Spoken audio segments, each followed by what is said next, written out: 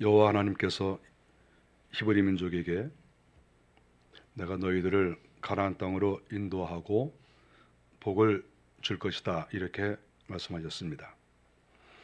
하나님께서는 직접 백성에게 말씀하신 것은 아니고 모세라고 하는 그러한 하나님이 쓰시는 사람을 통해서 말씀을 하셨습니다.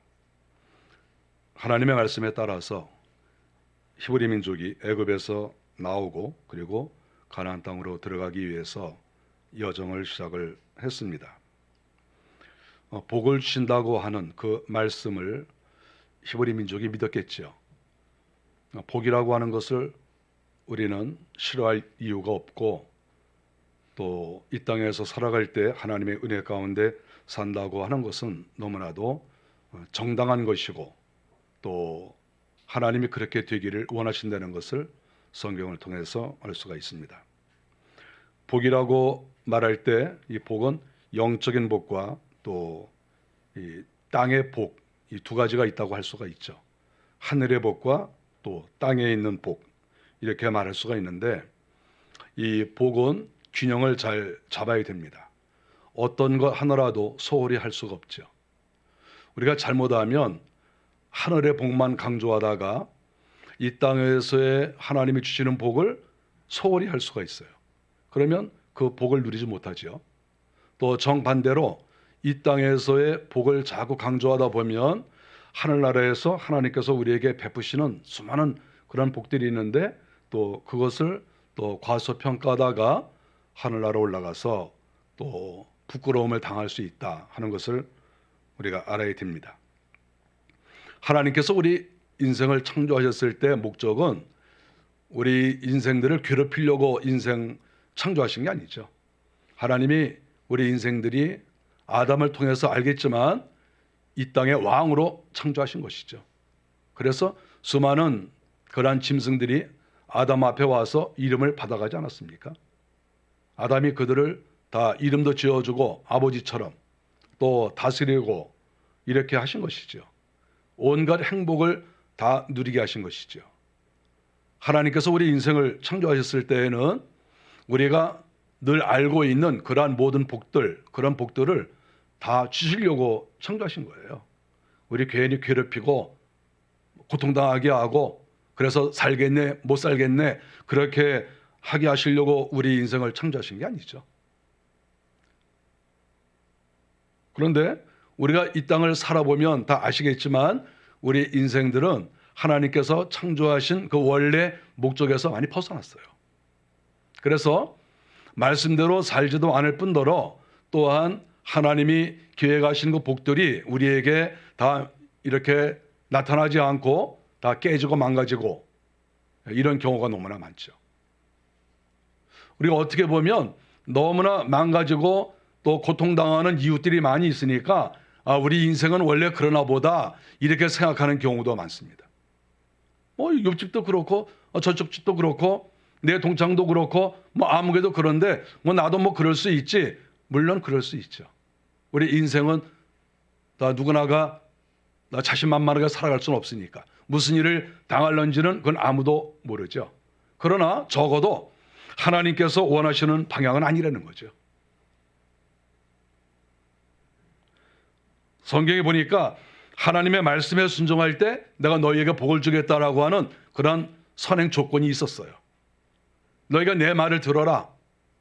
그러면 내가 너에게 복을 주겠다. 하나님이 무조건 복을 주시겠다는 것이 아니라 내 말에 순종하라 하는 것이죠. 왜냐하면 하나님이 정정당당하게 그렇게 말씀하실 수 있는 근거는 하나님이 우리 인생을 창조하셨기 때문에 그런 것이죠. 가정에서 부모가 자녀들을 양육해 나갈 때 내 말을 들어라 라고 말할 수 있는 것은 부모가 낳았으며 또 그들을 양육하였기 때문에 상당한 권한이 있다고 볼 수 있는 거죠. 직장에서 상사가 직원들에게 이래라 저래라 하는 이유가 무엇이겠습니까? 그것은 그들에게 필요한 그러한 물질을 제공하기 때문에 또 그렇게 말할 수가 있는 것이죠. 사람은 어떠한 근거 없이 무엇을 주장하면 누구도 듣지 않습니다. 내가 당신의 말을 왜 듣습니까? 이렇게 말할 수 있겠죠.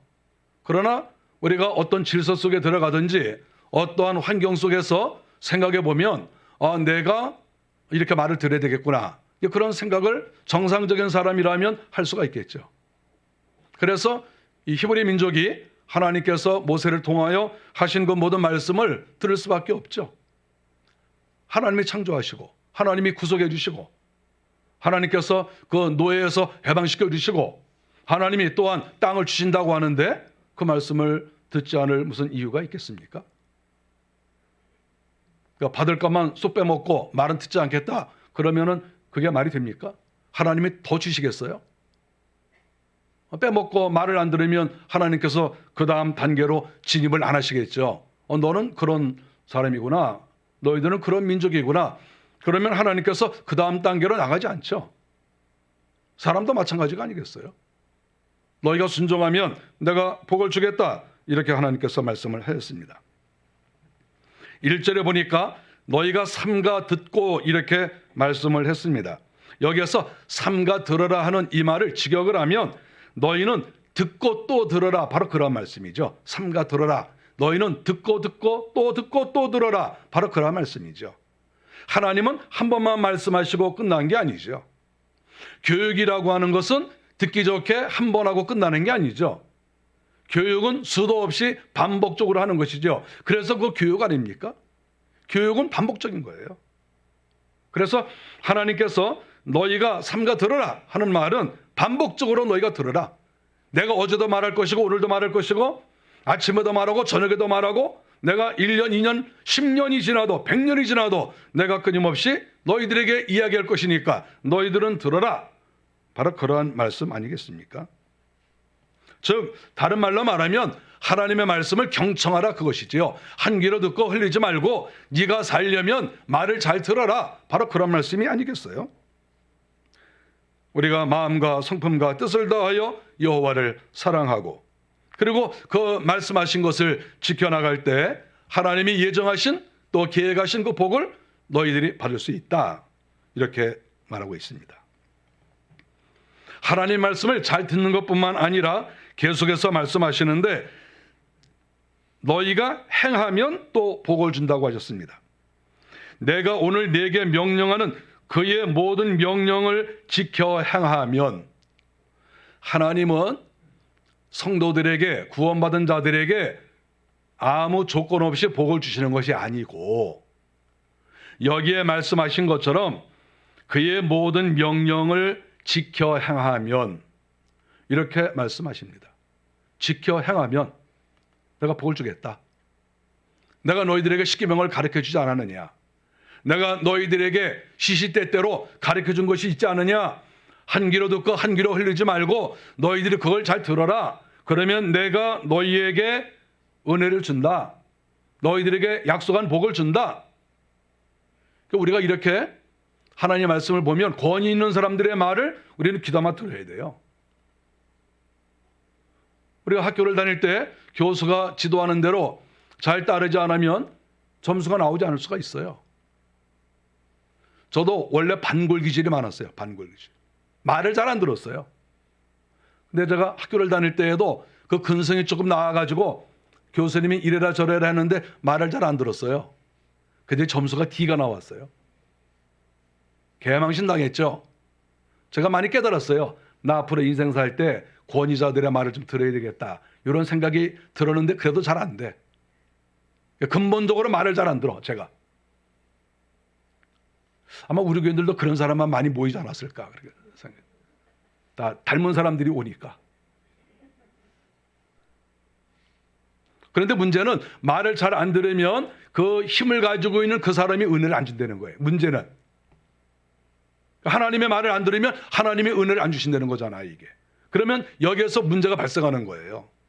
내가 말을 안 들어도 내가 별로 손해를 보지 않는다 그러면 그거야 뭐 또 생각해 볼 수가 있겠죠.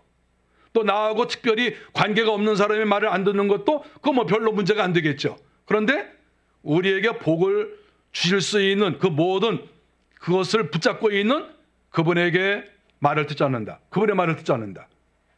이거는 이제 심각한 문제가 발생하는 것이다. 이렇게 말할 수가 있습니다.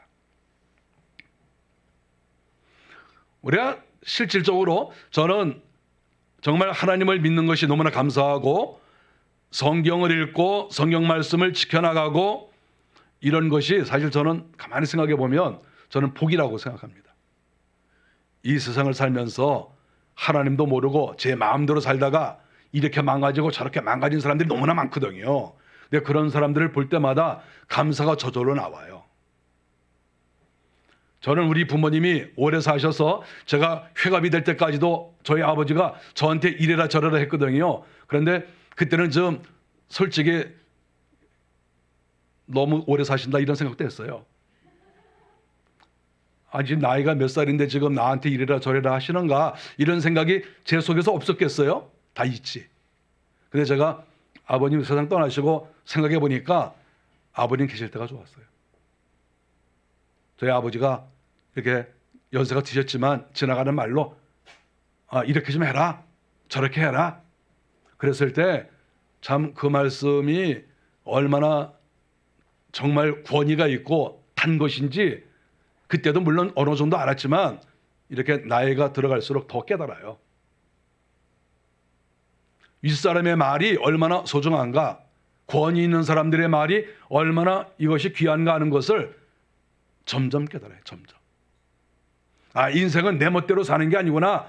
내가 생각한 대로 살아가지고는 내가 성공할 수 없구나. 그거를 우리가 빨리 깨달아야 돼요.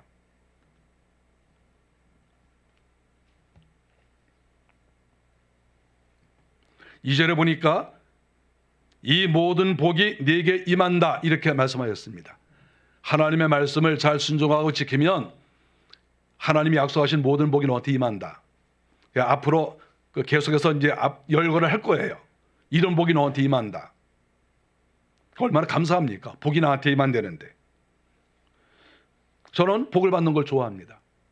여러분 좋아합니까? 저는 복을 받는 걸 좋아해요. 내가 애쓰고 수고하고 노력해서 내가 일한 만큼 받는다.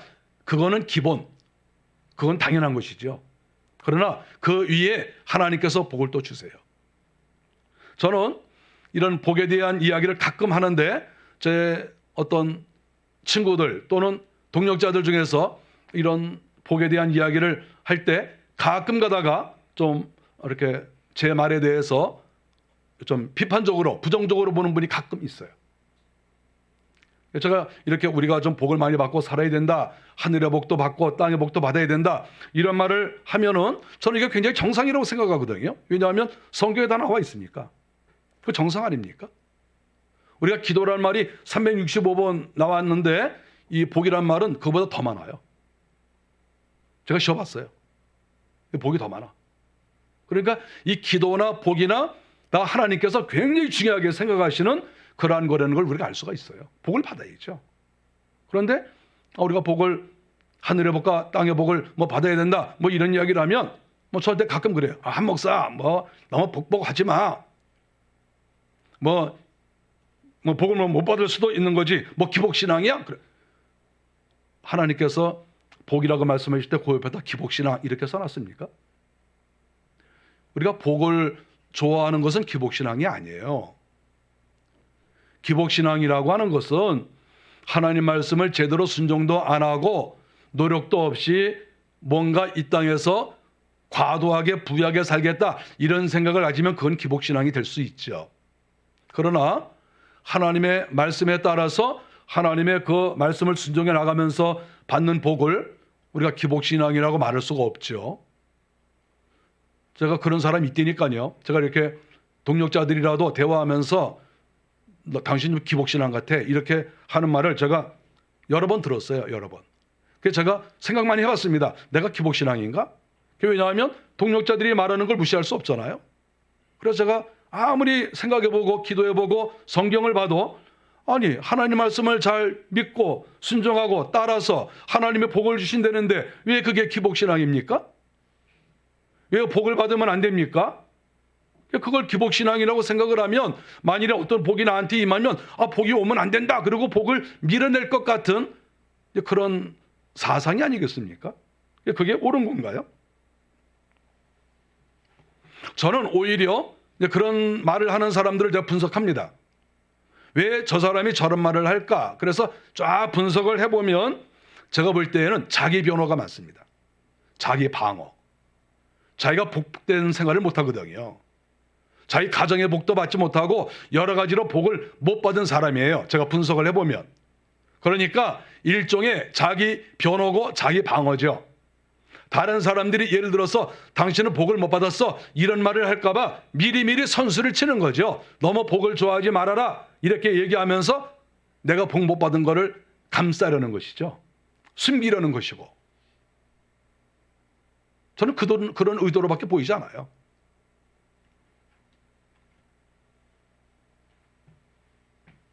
자기가 복을 못 받았으면 그것으로 끝나는 것이지 왜 다른 사람이 복을 받으려고 말씀을 지켜나가려고 하는 것을 부정적으로 볼 수가 있겠습니까? 그것도 상당히 문제가 되는 거예요. 이 모든 복이 내게 임한다고 하였는데 어떤 복이 임하겠는가? 성경에 보니까 1절에 너를 세계 모든 민족 위에 뛰어나게 하실 것이다 이렇게 말씀하셨습니다. 민족적으로 하나님께서 복을 주시는 거죠. 하나님은 이 복도 개인적으로 어떤 공동체, 어떤 가정, 그리고 어떤 나라, 하나님은 이렇게 복을 주시는 것도 이렇게 그 분야가 있죠. 개인에게 주시는 복, 가정에게 주시는 복, 어떤 단체에게 주시는 복, 또 나라에게 주시는 복. 하나님은 다 이렇게 달라요. 그랬을 때 너를 세계 모든 민족 위에 뛰어나게 하신다. 이 말씀은 곧 민족과 관계된 그런 축복이 아니겠습니까? 이스라엘 백성들은 지금 떠돌이 생활하고 있죠. 천막 치고 살죠. 그리고 땅 한 평 없고 농사 지을 것도 없습니다. 현재 이스라엘의 백성의 상태, 히브리 민족의 상태는 상당히 곤고하죠. 그런데 하나님께서는 가장 밑바닥에 있는 이 민족을 가장 높은 곳에 올려주시겠다는 거예요. 이게 가능합니까? 만일에 10단계로 하면 하나님께서 너희가 지금 1단계밖에 안 되지만 내가 너희들을 예를 들어서 3단계로 올려주겠다, 5단계로 올려주겠다 이렇게 말씀하셔도 과연 이것이 이루어질 것인가 이렇게 생각할 수 있죠. 근데 하나님께서는 그 정도가 아니시고 너를 최고로 만들어주겠다. 너희 민족을 이렇게 말씀하신 거예요. 하나님의 말씀을 듣고 순종하고 지켜 행하면 지금은 제일 밑바닥에 있지만 가장 높은 자리에 너희들을 세워주겠다 이렇게 말씀하신 거 아니겠어요? 하나님 말씀 아닙니까? 저는 날마다 성경을 읽으면서 저는 하나님을 믿습니다. 이 나라가 이스라엘 사람은 아니지만 영적 이스라엘 아닙니까? 우리가 하나님 말씀을 순종하고 모든 성도들이 하나님을 두려워하고 말씀에 순종하려고 애를 쓰고 이렇게 했을 때 하나님께서 이 나라 이 민족을 세계 위에 높이 세워주실 것 아니겠습니까? 하나님 말씀하시지 않았습니까? 우리는 그런 기대를 가지면 그것은 망상인가요? 뭐 잘못된 거 뭐 있습니까? 하나님이 약속하셨는데. 우리 주님도 복에 대한 말씀을 많이 하셨어요. 주님도 지극히 작은 자 하나에게 한 것이 곧 내게 한 것이라 행동에 대해서 칭찬하시면서 내 아버지께 복받을 자들이여 이렇게 마태복음 25장 40절에 말씀하셨어요. 행하니까 복받을 자들이다 이렇게 말씀하신 거죠. 행하니까. 기독교는 책상에 앉아서 생각하는 종교가 아니에요. 기독교는 관념의 종교가 아니에요. 기독교는 하나님께서 말씀하신 것을 내가 실질적으로 몸으로 지켜보는 거예요. 말씀에 순종하면서. 부모가 명령했을 때 그 명령을 지켜나가고 교회의 목사가 지도했을 때 그 지도를 불편해도 따라가고 좀 뭔가 이러한 마음과 자세가 있을 때 하나님이 그걸 보시는 거죠. 그리고 하나님이 거기에 복을 주시는 거예요.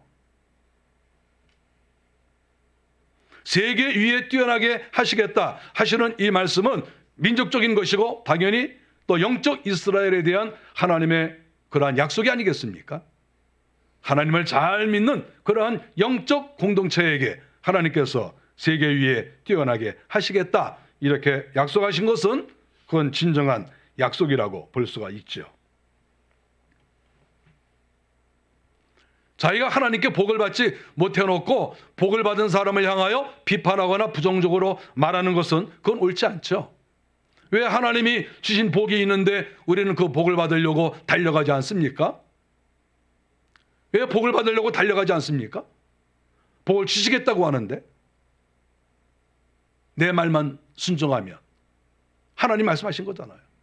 내 말을 순종해라.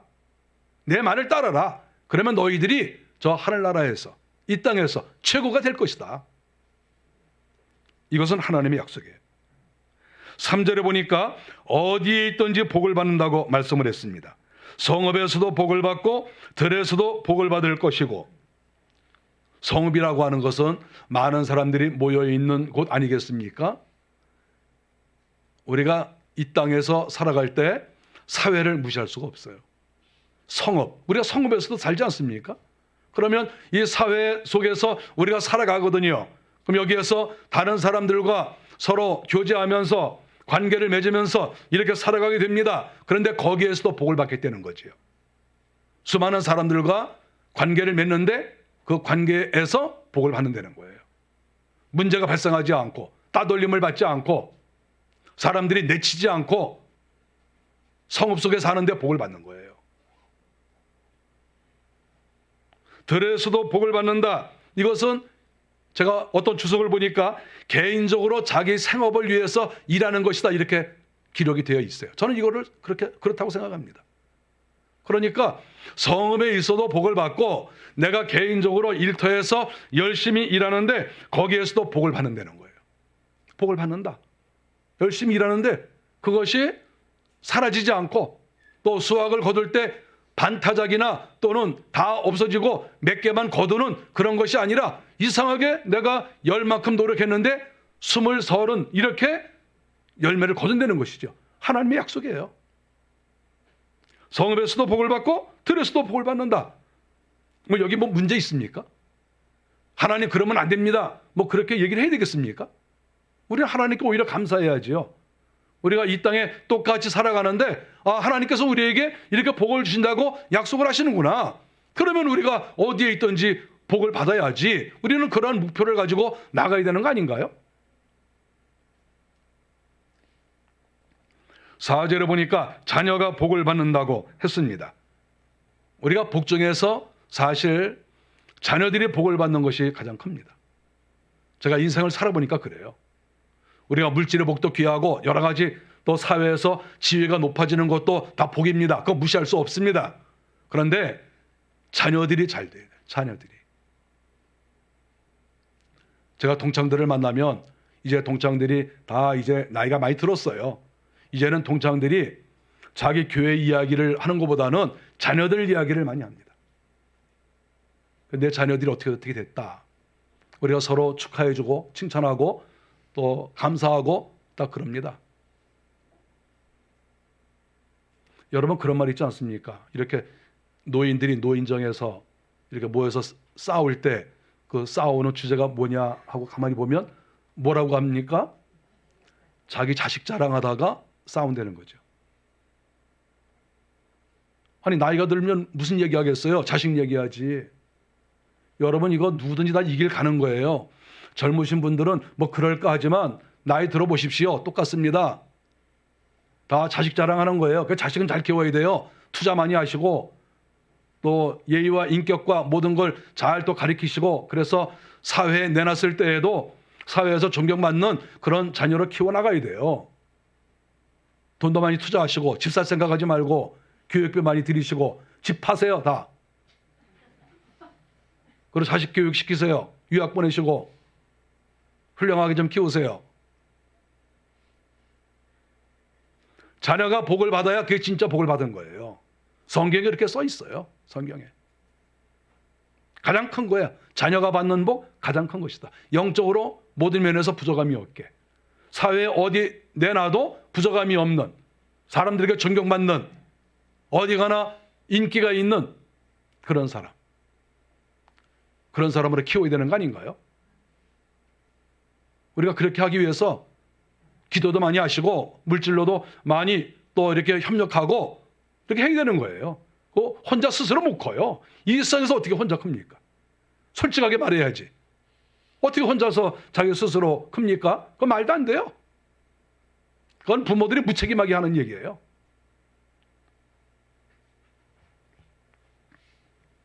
창세기 22장 17절에 보니까 하나님께서 아브라함에게 약속하실 때 후손이 복을 받는다 이 말을 꼭 넣으셨어요.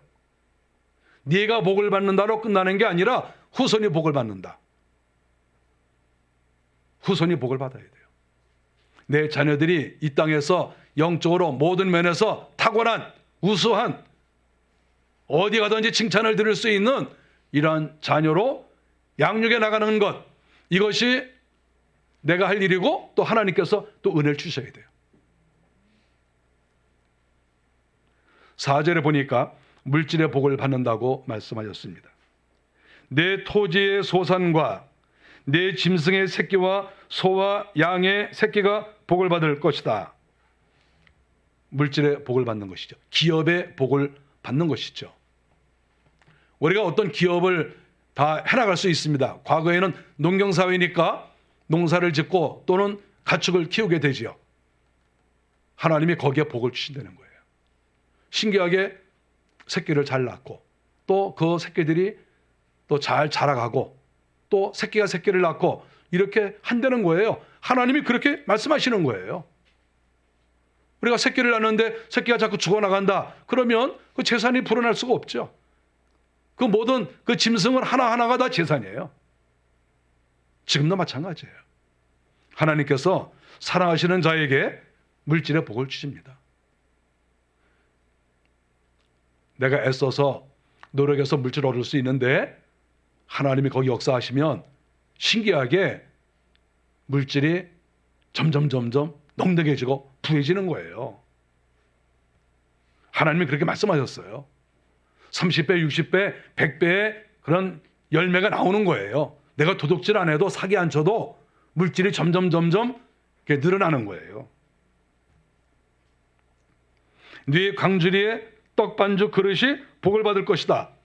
떡 반죽 그릇. 그러니까 먹는 것에 문제가 안 생긴다 그거죠. 자기 자신도 잘 먹을 뿐만 아니라 그 집에서 일하는 모든 사람들까지 다 골고루 다 먹을 수 있도록 이렇게 한 것이지요. 많은 사람에게 먹을 것을 나누어주는 사람일수록 훌륭한 사람이죠. 또 그런 사람이 더 권위가 있는 것이고 그런 사람의 그 영역이 더 넓은 거 아니겠어요? 나는 나 혼자 먹고 산다. 자기 하나 살리는 것이죠. 물론 그것도 쉽지 않아요. 여러분 자기 혼자 지금 먹고 사는 거 쉽지 않습니다. 이 나라에서. 내가 열심히 일해서 내 아내와 내 자녀가 있는데 내가 번 것으로 내 자녀들이 잘 먹고 잘 산다. 그러면 그 사람 굉장히 훌륭한 사람이에요. 진짜 훌륭한 사람이에요. 자기 아내에게 당신 직장 안 나가도 괜찮아. 내가 다 알아서 할게. 굉장히 훌륭한 사람이에요. 또 받들어야 돼. 또 받들어야 돼. 실천을 못해서 그렇지 말은 또 그렇게 하는 사람이 있죠. 그거 굉장히 훌륭한 거예요. 그거 쉽지 않아요. 그런데 만일에 내가 먹이는 사람이 30명이다, 50명이다, 100명이다 그러면 그거 더 훌륭한 거예요. 그거 말할 것도 없죠.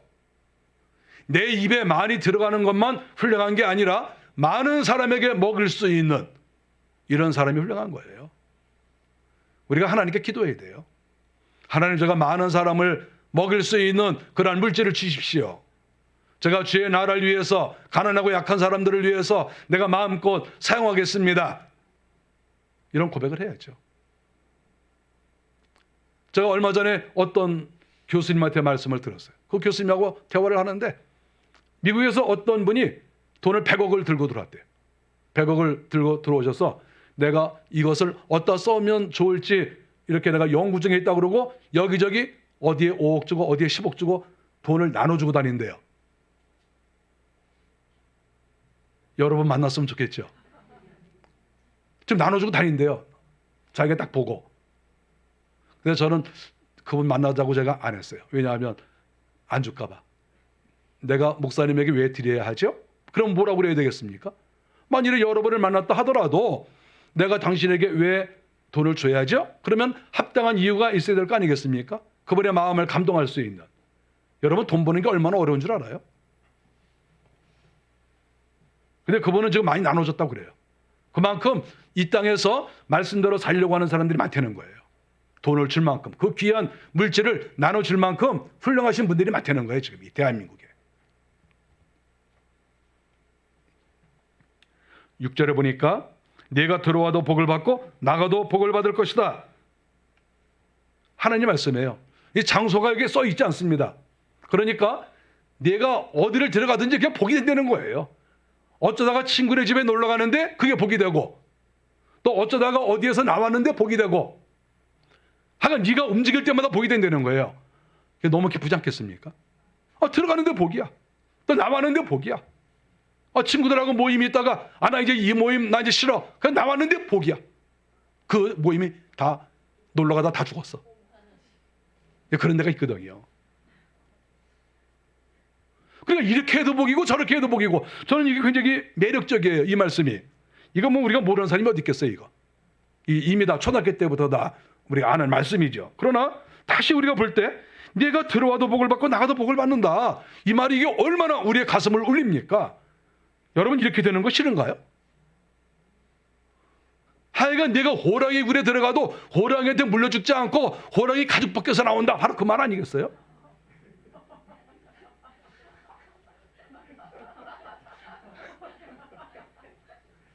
제가 이번 주에 이 말을 생각해냈어요. 대적이 한 길로 왔다가 내 앞에서 7길로 도망을 간다. 그러니까 이 대적이 맨 처음에 자기들끼리 의가 뭉쳐가지고 야, 쟤를 좀 공격하자. 그래서 이렇게 여러 그런 그 세력들이 뭉쳐서 와서 공격하려고 하는데 하나님께서 딱 막아주신 거예요. 그래서 도망을 가는데 7길로 도망간다. 그러니까 7길로 도망을 갔으니까 예를 들어서 꼭 7이 꼭 의미가 있는 건 아니지만 어쨌든 여러 길로 도망간다는 거 아니에요.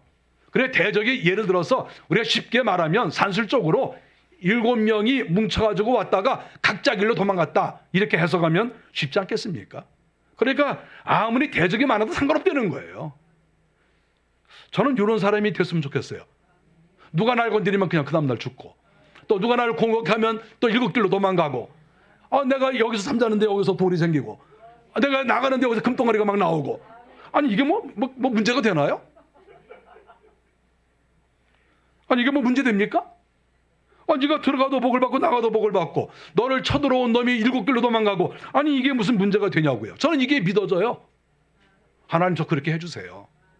하나님 저 그렇게 진짜 됐으면 좋겠습니다. 아니 왜 이게 문제가 됩니까? 그리고 고린도전서 10장 13절에 보니까 시험 당할 즈음에 또한 피할 길을 내사 너희로 능히 감당하게 하시느니라. 또 시험 당할 일이 있는데 또 하나님께서 역사하셔서 피할 길을 딱 주시는 거예요. 기가 막히게 피할 길을 딱 주셔서 고난을 안 당해. 아니 하나님이 다 이렇게 하나님을 잘 믿으면 이렇게 될 것이다, 이렇게 약속했는데 우리가 이거를 스쳐 지나가거나 이거는 나와 상관이 없어, 왜 이렇게 생각하냐 하는 거예요.